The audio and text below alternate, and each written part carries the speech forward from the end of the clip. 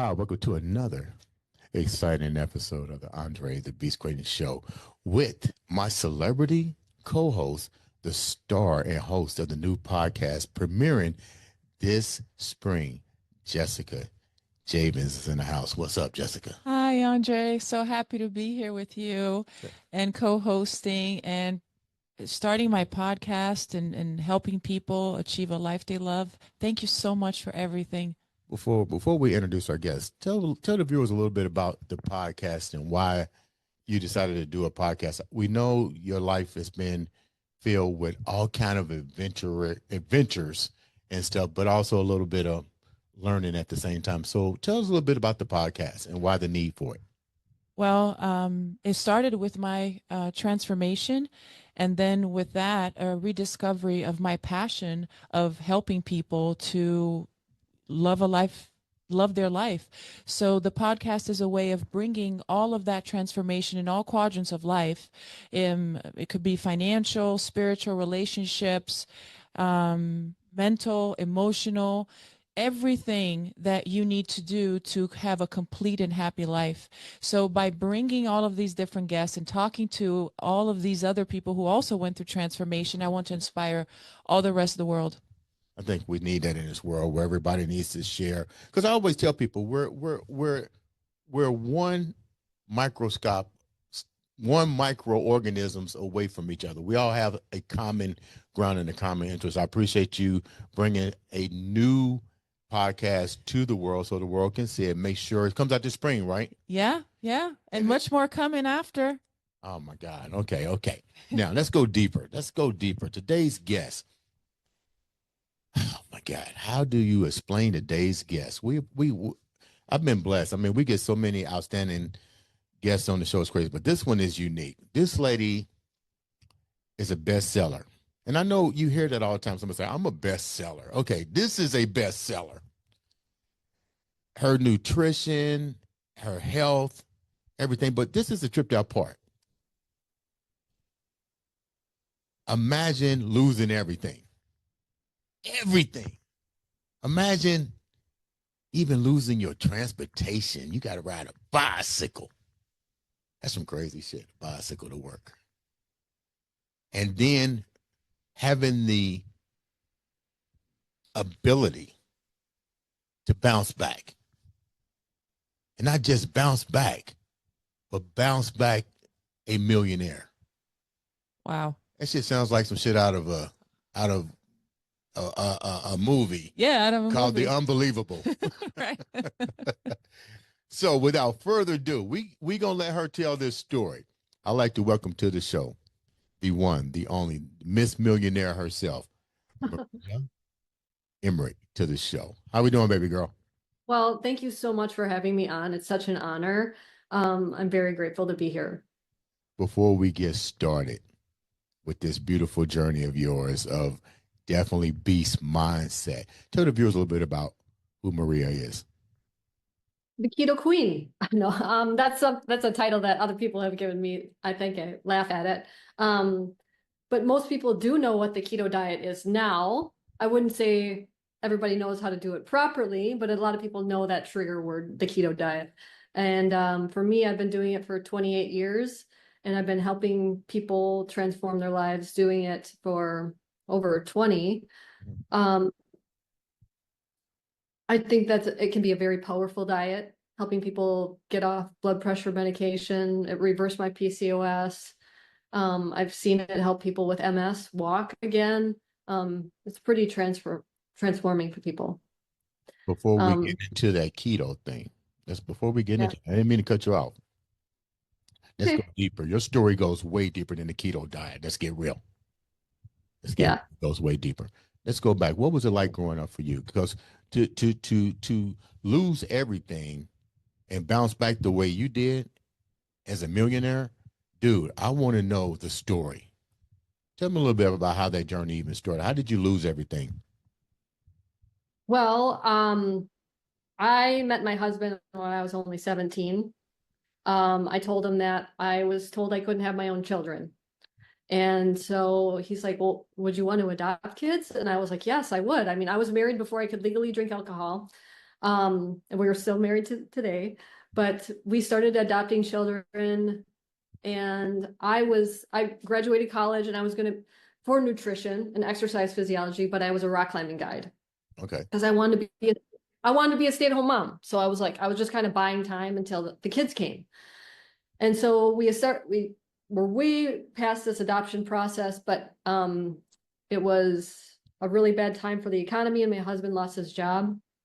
And when you lose your job with an adoption that has insurance and, pays all the bills, your adoption basically goes back to zero. So all that money we put into adoption went back to zero. It took years to get another job. We couldn't pay for our house anymore. We ended up selling our cars. We just couldn't pay them anymore. And my depression kind of hit hard. I had a dear friend say, Maria, why don't you start a blog to raise and write a book? You have all these amazing recipes, put them into a book and raise money for your adoption. And I did. And it was kind of like, I went to the YMCA, I would work out there and I would sell them to people there. And my husband's like, this is really good. Let's put a barcode on it and sell it on Amazon. And before you know it, Halle Berry wrote the foreword for my last book because just people loved it. That went gangbusters. And I love to tell the story of how my first book started to my children. They're teenage boys now, but I see them smile and they realize how much we love them. And I'm gonna start crying, but it was a really, really hard journey. But nobody's gonna say I can't do something. And I wasn't going to just wallow on the ground. It gave me a reason to wake up. I like hard work. I don't mind hard work. It was a blessing. Maria, help me. Jessica has adopted children as well. I don't understand the adoption process. I know either one or two things. Either there's a reason you can't have children and you resort to adoption, or you just have a need to want to make a difference in a child's life. You and your husband's in the process of losing everything. I'm listening to your story, and my hats off to you for going the route of adoption and in the quest for wanting to raise children. But I noticed that you never gave up on that part of your life, even while going through all of that stuff. How I won't even say, I know it's a deep commitment, but how did you and your husband manage to actually keep the dream alive? Because you're still in survival mode. Like, I'm not thinking about adoption at that particular point in my life. Does that make any sense? It does. But I think that was the reason why I worked so hard. It wasn't it wasn't out of vain. It was out of love. Like, I'm gonna cry, but it was out of love. We could have gone the route of fertility stuff, but it wasn't. We wanted to make a difference. It made it sound like, yeah, I couldn't have children, so we chose adoption. No, we wanted to make a difference. We didn't it wasn't out of vain. And it's just, take your time, babe. Take your time. I already know what that must be like, because I heard Jessica's story as well, where she'll share a little bit about her journey down the adoption thing, but almost similar stories, but yours is definitely way different because you're dealing with some serious issues.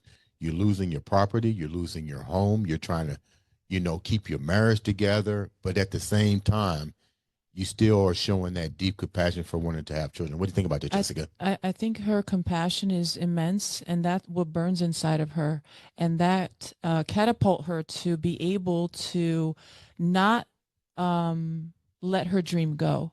Her dream was that fire in her that never turned off, and I want to commend her for that. And this is very inspirational for everybody because so many people give up on their dream. So many people. Some people don't even know what their dreams are. And the fact that she did that at a young age and was able to be so resilient that no matter what happened, she had a laser focus. So congratulations for your children. and for Thank you. making a difference. I think when you see how many children are in the world that need a home, that's what made that drive just, and it makes me sad because I'm sorry, I'm not a puddle. I'm a really strong woman. Uh, we wanted to adopt even more, but my husband, I don't know if you're familiar with Lyme disease. Yes, I am. It can really ruin a person's life. And the route we tried all these natural things to help him get better. It cost a pretty penny to help him try to get better. And then by the time it was a route that we decided to just help other people adopt more children rather than just us. I want to hear about that. Yeah, but before we do that, I'm gonna ask a key question here. I think you can resonate to. You mentioned something, and first of all, thanks for coming on the show. And this show does educate people, and you're educating me now because I know nothing really about the adoption agency at this point. But you said something that was real profound because of the tragedy that happened in your life, the loss of everything financially. You went back to zero. So before that happened, you met with the adoption agency?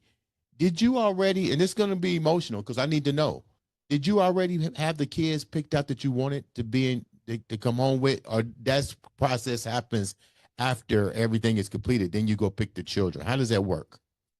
We don't really get to pick. They kind of gave us pictures, and one of them just woke up right now. He's sitting over here.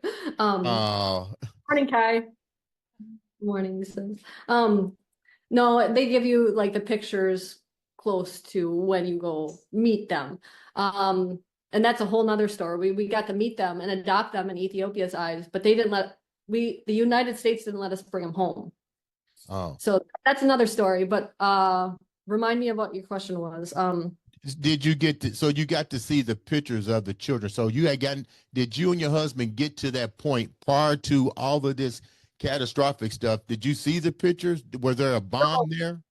No, there was not yet, but we actually had to change. We went to, that agency was too expensive that we were with. And so we chose this one-man operation out of Oregon, and the economy was falling apart. Now, if he went bankrupt, we lost all that money too, and we don't go further with this adoption process. So that was a big risk, but it was all we could really afford at that time. Mm-hmm. He was about half the price of what the big adoption agencies are. His name was Radu, and he was very blunt, to the point where the first baby we were placed with died of malaria. And he told my husband, "Don't tell your wife." And this is after we've gotten pictures, lots of pictures. They said, "Don't tell your wife." I was like, "It's not a goldfish. You're gonna know it's a different child, right?" Right. But he's like, "Don't tell your wife. Just we'll give you a new baby." But there was a lot of struggles that went. I was tested a lot. We all were tested a lot, but we were blessed with little baby Kai. You should probably take her out. We have a little dog. You should take her out. Kai, take her out. So yeah. So it was pretty much. Now you have to really shift the narrative here. You know, you're on the quest. You lost everything. You got to start the position over. You got a brand new guy that you're working with. What was that like for you? How did everything start to turn around for you? Well, I believe I just had a reason to wake up every morning this was before blogs were even big. So not just the book, but like going to the library, riding my bike there, spending the time there, opening that computer up and starting. I didn't even own a computer. That's why I had to go to the library. Okay. But it just gave me a reason to wake up, because I just didn't want to get up before I had a reason. Mm-hmm. But I think when your drive is for something bigger than yourself, right, it makes it stronger and more desirable. It wasn't about me. It was about them. I wish everybody had that mindset. Seriously, my heart goes out. Yeah. Everybody told me I was crazy. They said this was ridiculous. I started a business to, help other people with their diet and nutrition. And Mhm. my husband didn't even try to get another job. He was helping me build my business, and everybody thought we were ridiculous. Our families thought we were so dumb. Wow. Look at, but you know what? I was just telling Jessica about this yesterday, and she did a podcast, and the first one of the podcasts, Alan said, sometimes you have to embrace the haters. You got to Yep. see the haters, you got to embrace them. And it's not even a matter of proving them wrong. It's Nope. sticking with what you're doing. What do you think about that? Oh, and he actually said that if you have that, that means you're in the right direction. Yeah, yeah. So you was doing the right thing. They just didn't see the bigger picture. But let's go back a little bit more. Your degree is the same as mine, both exercise science individuals, nutritionists. Um, did you have, and I had the same thing happen. I wound up writing a nutrition manual that went, well, now it's called viral, but it was actually before its time. But my question to you is, you're a world famous bestseller author right now. Did you have writing skills prior? Okay, good. I got So a D in English. you It got, was a struggle, but I wasn't writing what I was so passionate about. I was writing what the teacher told me to write about. That right there is the key. yeah, yeah, yeah. Passion. When I finally found what my passion was and wrote that to help others. Mhm. And I'm an introvert, but I was putting in my first book about my struggles. And I didn't even think anybody was reading it. I think that's why I came out so easily. I Right. just wrote it almost like it was a journal. All my struggles, all my mistakes with diet, because I didn't want other people to make them. It just came out easily. Yeah. And you know, it's funny you said that because when I wrote my nutrition manual in 1990, getting into the sport of bodybuilding, I wasn't pro yet. I turned pro really, really quick, but I decided to do the same thing. I remember we didn't have internet. I had a computer and all I can, but it really wasn't a computer. It was something you could type on, you know what I mean? But it wasn't a typewriter. And I just started writing and I started saying, okay, let me take my journey down this bodybuilding career and learn from the mistakes. Even though I was reading books like the Arnold Schwarzenegger Encyclopedia and all these other things, they wasn't registering to the results I was getting. I realized that it had a lot to do with my nutrition. And I realized at the end of the day, all my results, the muscle mass, the fat loss, all came from a well constructive nutritional regimen.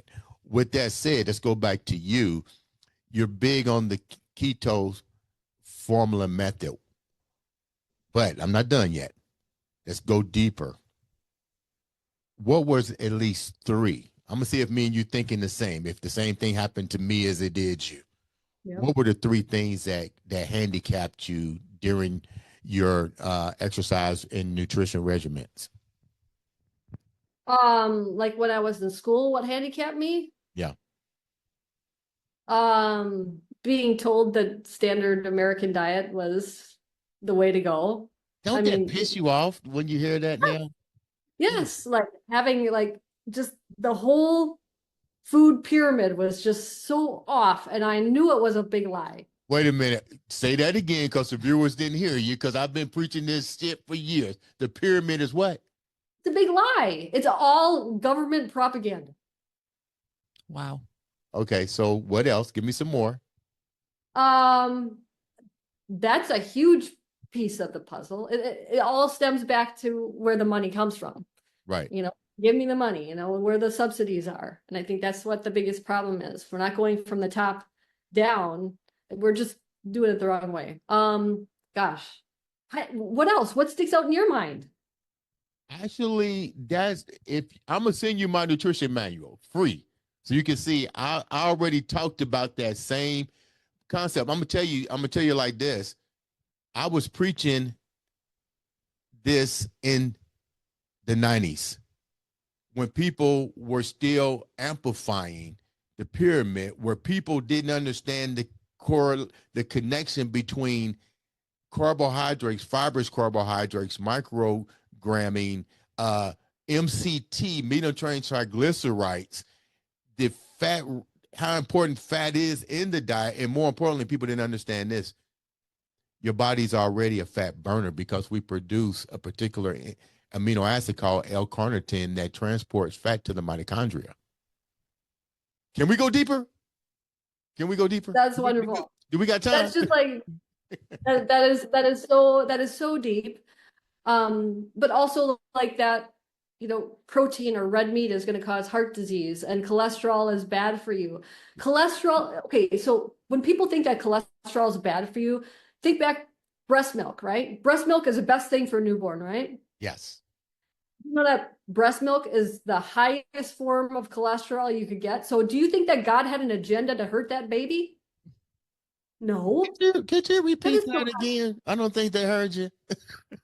People with the lowest cholesterol usually get cancer. The people with the highest cholesterol live the longest, if you look at the studies. Wow. Well, and Wow. I know Jessica got to time in because you know why? She loves aloe vera. Yeah. Give her your spill on aloe vera. Go ahead. Well, it changed my life, and I agree. Nutrition is top priority. I always wanted to be a nutritionist. I never got my major on that, but I am passionate. Been reading and studying about food my entire life and experimenting.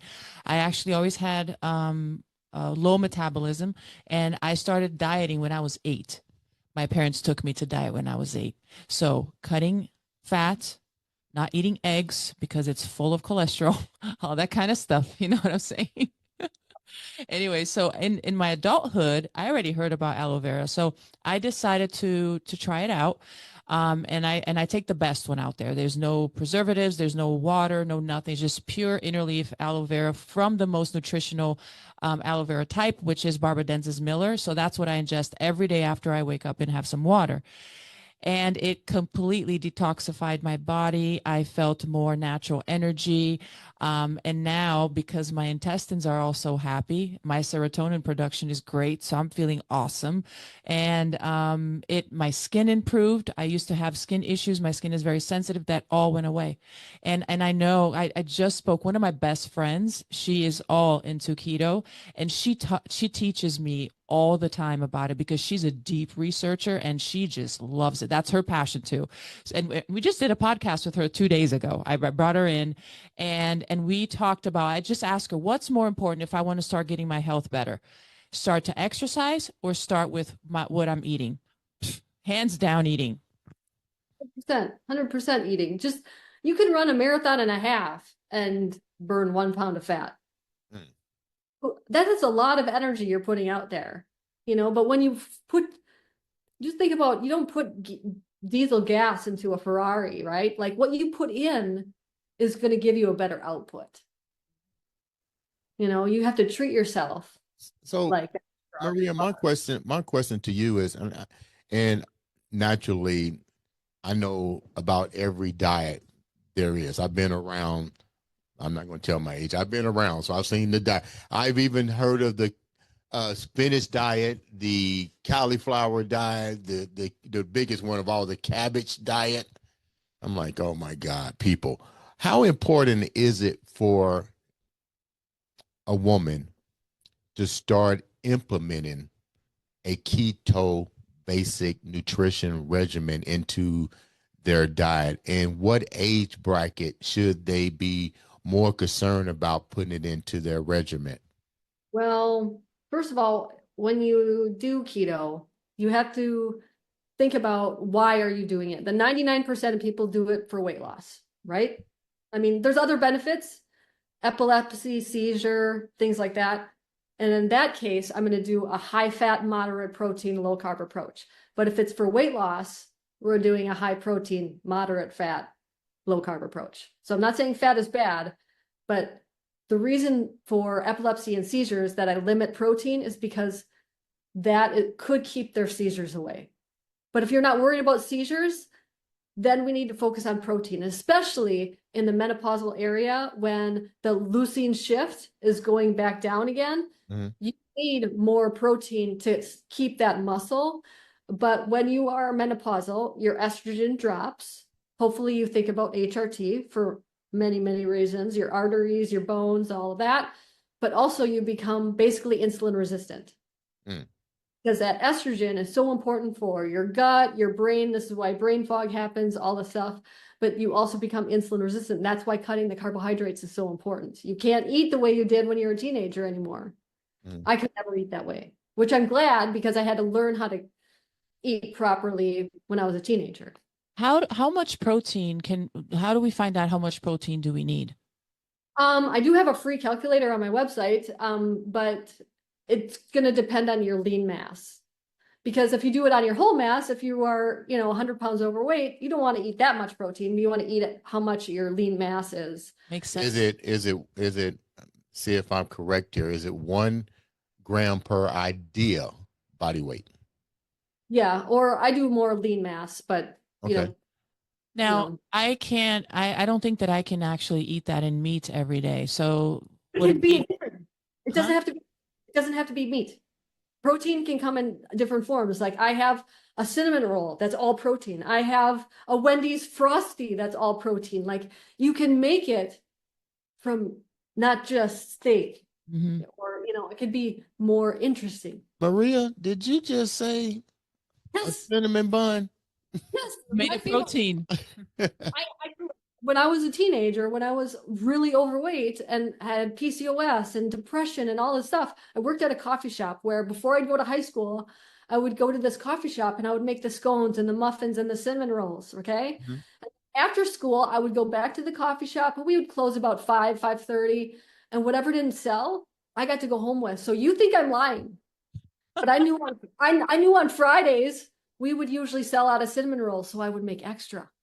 So Yeah. I would have dinner. Remember Seinfeld eating the muffin tops? Like Yeah. Oh my Yeah, oh my God. We're just talking about just talked Seinfeld before the show. yeah, I was eating the muffin tops because I had like 20 different muffins to choose from. Okay, But what that's did you do? What did you do with the stumps? oh, you can make cake out of that. You just make, Wow.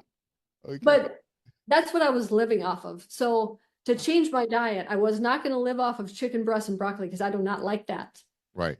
I had to recreate my favorite foods into exotic, low carb, high protein foods. And so I did. And That's you know what? genius. Yeah, you know what? I'm not gonna. I'll let you finish. But I'm gonna just say that it's funny because my nutrition manual, and when I go and speak on nutrition, I tell people that I'm like, just be mindful of what you're eating and stuff, because I can't expect you to eat the way I do. I'm carb sensitive, and when I go, people are like, well, why don't you eat this? Why don't you eat this? Well, my body reacts better to high protein. Plain and simple. I would eat 3 steaks and I'm good. And somebody said, well, you need your veggies. Your body will tell you what it needs. You want to talk about veggies? I mean, we can get into that. Go right ahead. Please. Go right ahead. Go Most right of ahead. them have oxalates. And are you familiar with oxalates? Yeah. I'm not. Most people aren't though. They don't realize that like if they have kidney stones or gout or these issues, a lot of it is calcium oxalate buildup. And what that is these plant compounds, especially kale, spinach, Mhm.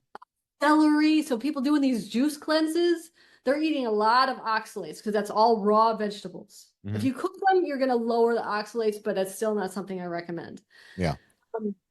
So these oxalates build up. And the reason I know about this is because when my husband was dealing with Lyme disease and pain, Mhm. but cut all of that out and became a carnivore, all of his pain went away. Yeah. So these they're like little crystals. Kiwi has a lot of them and they build up and they cause pain, joint pain, kidney stones, like I was mentioning. When you cut them out, sometimes you have oxalate dumping. You might have a sty in your eye or something like that, but it's worth getting it out. But also if you look at like a cecum, the cecum is a pouch in your gut. A lion's is a little pouch like this, okay? It's tiny. A koala bear's is really, really long, really long. That's because they digest fiber really well. Yeah. Do you know what a human looks like? A human's looks just like a lion. This is why if you eat a lot of broccoli or cauliflower, you get gassy. Yeah. Because we do not have that cecum that Yeah. a koala. Yeah. I am so glad that you came on the show to amplify. I just love you guys. Re-educate, because I've been preaching this for years, and the people, I don't know if they don't get it or the media has crippled their way of thinking about their approach. Because, I just answered the question. Thank you, universe. You just answered it. You know why? Because money. Money. Because Yep. of money. Yep. I And tell people nutrition is easy. It's new. people think that cows are ruining the environment and but if you regenerative farming is actually healing the environment. It's like putting aloe on that ground, right? But you have to support those farmers that are feeding the cows properly to do the regenerative farming that the earth needs. But most people don't realize that, how important that is to our earth. One thing I can honestly say is your journey and your passion for children, your passion for family, your passion for universal harmony and balance through all of those things is definitely what the universe needs. And you're definitely a beacon to all based on everything that you've done. And it's one thing I learned from your story is you're going to be met with resistance, and how you deal with that resistance really shows at the end that you have your beautiful family there, your adoption kids, you still have the strength and power of your husband. And that's really good, because that's evenly yoked in my book, to where he foreseed your husband saw so much value in the queen. And now look what's happening. That was beautiful. That was beautiful. I also experienced that. Somebody else believing in me when I didn't. That's incredible. You both are very special, and I just love that we have so much in common. The universe puts people in the right place at the right time. At the right time. I only wish that I could have been in person for this. I really do. Well, if you ever come in this area, you have to let us know. Absolutely. Indianapolis, Indiana.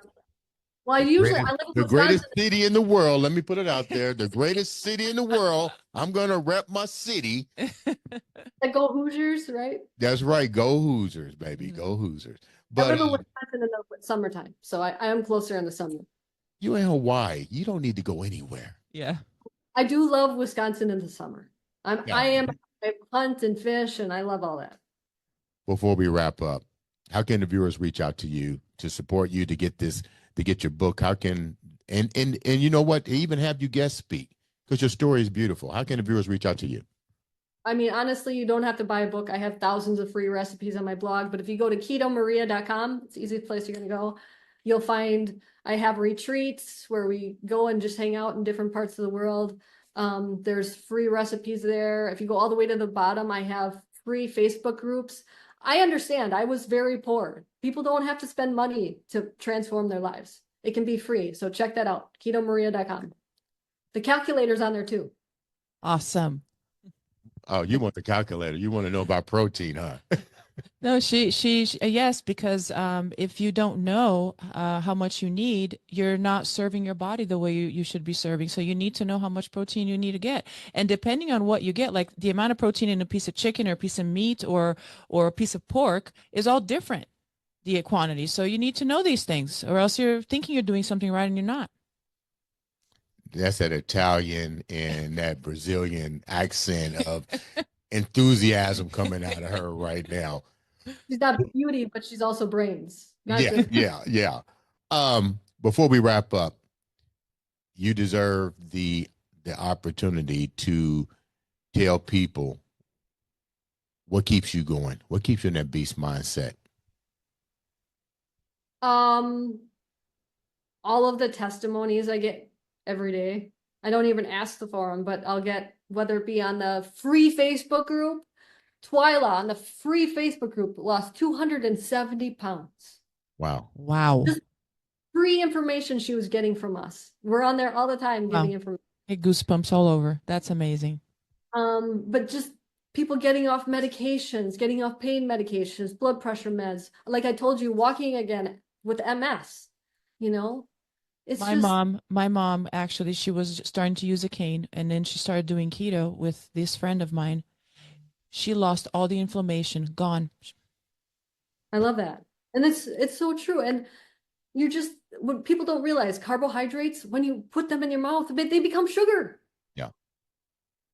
They just do. There's only 3 macronutrients, and carbs become sugar. And people have no idea of the relationship between carbohydrates converting into sugar, converting into fat, and more importantly, the last thing that happens in that is cancer-related issues.